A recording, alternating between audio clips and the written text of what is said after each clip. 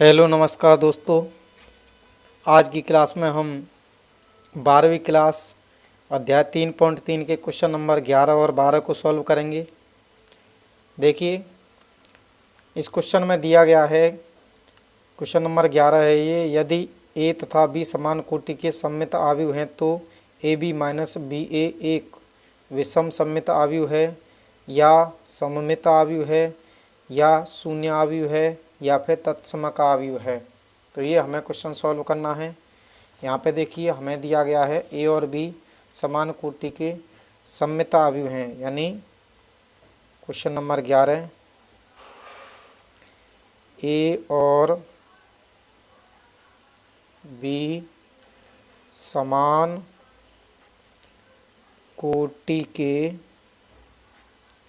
सममित आव्यूह हैं, यानी ए और बी समान कोटि के सममित आव्यूह हैं। तो हमें पता है, यहाँ पे देखिए, हमें पता है कि ए बराबर ए डैश होगा, क्योंकि समान कोटि के सममित आव्यूह हैं, यही तो होता है सममित आव्यूह का मतलब। और बी डैश बराबर बी होगा। ठीक है, तो आगे देखिए, उसने कहा है कि ए बी माइनस बी ए, यानी ए बी माइनस का बी ए एक, यानी किस प्रकार का आव्यूह है, सममित है, विषम सममित है या तत्समक है या फिर शून्य आव्यूह है, तो किस प्रकार का है ये हमें बताना है। तो यहाँ पे देखिए, अगर मैं ए बी माइनस बी ए का डैश करूँ, जैसे यहाँ पे ए बराबर ए डैश था हमारा, तो समान कोटि के सममित आव्यूह हैं, तो यहाँ पे मैंने ए बी माइनस का बी ए का होल डैश किया। तो यहाँ पे मैं इसको इस प्रकार भी तो लिख सकता हूँ कि यहाँ पे ए बी का डैश माइनस बी ए का डैश। ठीक है, अब यहाँ पे देखिए, क्यों, इस चीज़ को याद रखिए, याद रखें कि ए बी का होल डैश बराबर बी डैश ए डैश भी होता है। ठीक है, चलिए, तो यहाँ पे हमारा आया ए बी माइनस बी ए का होल डैश बराबर ए बी का डैश माइनस बी ए का डैश। ठीक है, चलो अच्छी बात है। अब यहाँ पे देखिए, ए बी का डैश माइनस बी ए का डैश बराबर ये क्या हो जाएगा, यानी इसे हम चेंज करेंगे तो किस प्रकार लिख सकते हैं, यहाँ पे क्या था, ए बी का होल डैश बराबर बी डैश ए डैश, यानी ये चेंज कर दिया था। तो यहाँ पे ए बी का होल डैश बराबर क्या हो जाएगा, बी डैश ए डैश, उसके बाद में माइनस का ए डैश बी डैश।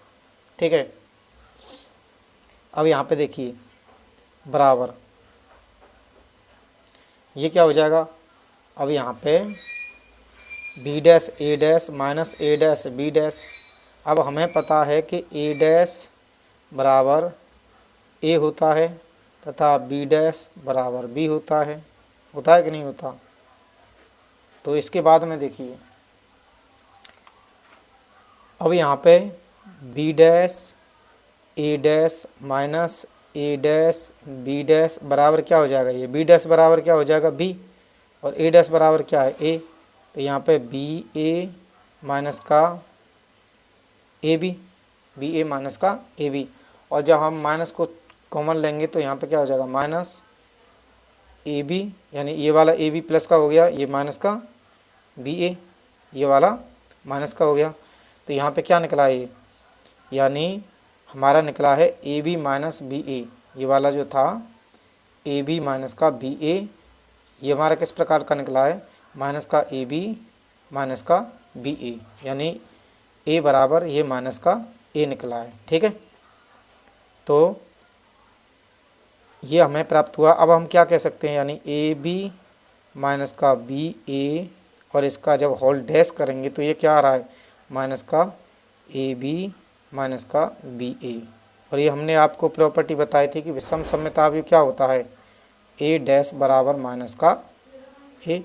तो ये किस प्रकार का अवयव होगा, यानी ये विषम सममित अवयव है। ठीक है, तो यहाँ पे देखिए कौन सा ऑप्शन सही है इसका, यानी इसका जो ऑप्शन है वो सही है। क्वेश्चन नंबर ये जो है क्वेश्चन नंबर 11 का ऑप्शन ए सही है, विषम सममित अवयव है। अब इसके बाद में क्वेश्चन नंबर 12 को देखिए, यहाँ पे दिया गया है ए बराबर cos alpha minus sign alpha cos alpha, तो ए प्लस ए डैश बराबर आई है, तो अल्फ़ा का मान हमें ज्ञात करना है। तो इसके बाद में देखिए यहाँ पे हमें दिया है ए डैश ए डैश नहीं है, ये क्वेश्चन नंबर 12 है, 12 का दिया है ए बराबर कॉस अल्फ़ा माइनस का साइन अल्फ़ा, उसके बाद में साइन अल्फ़ा कॉस अल्फ़ा। ठीक है, ये हमें दिया है। और फिर पूछा गया है यदि ए प्लस ए डैश बराबर आई तो अल्फ़ा बराबर क्या होगा। ठीक है, चलिए इसको हम सॉल्व करते हैं। अब देखिए यहाँ पे ए बराबर ये दिया है अभी, तो ए डैश बराबर कितना हो जाएगा, ए डैश बराबर हो जाएगा हमारा कॉस अल्फ़ा, अब ये माइनस का साइन अल्फ़ा नीचे आ जाएगा, माइनस का साइन अल्फ़ा, यहाँ पे साइन अल्फ़ा कॉस अल्फ़ा, ये वाला कॉस अल्फ़ा नीचे आ गया, यानी पंक्ति को स्तंभ के रूप में बदल दिया। ठीक है, अब हमें दिया है कि ए प्लस ए डैश बराबर आई है, तो यहाँ पे ए कितना है कॉस अल्फ़ा माइनस का sine alpha cos alpha plus A dash हमारा ये है ना, cos alpha sine alpha minus का साइन अल्फ़ा कॉस अल्फ़ा। ठीक है, बराबर दिया है हमें आई। तो आगे देखिए कॉस अल्फ़ा क्या हो जाएगा 2 कॉस अल्फ़ा माइनस का साइन अल्फ़ा प्लस का साइन अल्फ़ा, तो ये क्या हो जाएगा 0, यहाँ पे साइन अल्फ़ा माइनस का साइन अल्फ़ा, यहाँ पे 0, कॉस अल्फ़ा को जोड़ेंगे तो क्या हो जाएगा 2 कॉस अल्फ़ा। उसके बाद में देखिए बराबर जो आई का मान होता है वो कितना होता है, आपको सबको पता है 1 0 0 1। ठीक है, तो यहाँ पे हमें पता है कि दो अवयव अगर बराबर हैं तो उनके जो अवयव हैं वो भी बराबर होते हैं। तो यहाँ पे सबसे पहले अवयव को लेंगे, यानी 2 कॉस अल्फ़ा बराबर क्या हो जाएगा 1, तो कॉस अल्फ़ा बराबर 1 बटे ये 2 नीचे को आ जाएगा। अब कॉस में ये वैल्यू कितने की होती है, यानी कॉस अल्फ़ा बराबर कॉस में 1 बटे 2 कितने का मान होता है, कॉस में 1 बटे 2 मान होता है हमारा π/3, यानी कॉस 60 डिग्री का, तो ये क्या हो जाएगा कॉस π/3। ठीक है, चलिए कॉस से कॉस को हम काट देते हैं यहाँ पे। अब यहाँ पे क्या बचेगा, अल्फ़ा बराबर कितना है π/3, तो यही हमारा इस क्वेश्चन का आंसर है। तो देखिए यहाँ पे कौन सा ऑप्शन इसका सही है, यानी इसका कौन सा सही हो जाएगा, इसका जो ऑप्शन सही होगा क्वेश्चन नंबर 12 का ये होगा π/3। ठीक है, चलिए आगे की क्लास में हम करेंगे, यानी 12वीं क्लास की अध्याय 3.4 के क्वेश्चनों को सॉल्व करेंगे। दोस्तों अगर वीडियो अच्छी लगे तो लाइक शेयर और सब्सक्राइब जरूर करें, बेल आइकन को भी दबाते रहें जिससे कि तुम्हारे पास में नोटिफिकेशन टाइम से आती रहे। आज की क्लास के लिए थैंक यू।